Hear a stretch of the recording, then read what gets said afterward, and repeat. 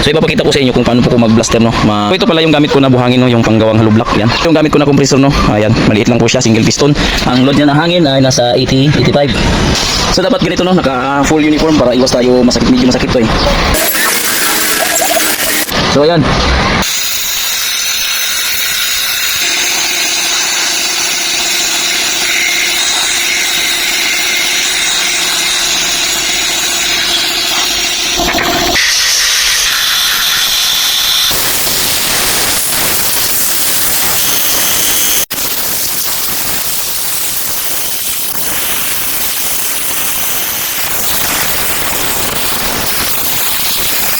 Mga ka-viewers, no, hanggang dito na lang muna, no, kasi medyo mahaba-haba yung hahaba po yung video natin, no. So at least nakita nyo na, yan po yung resulta niya, no.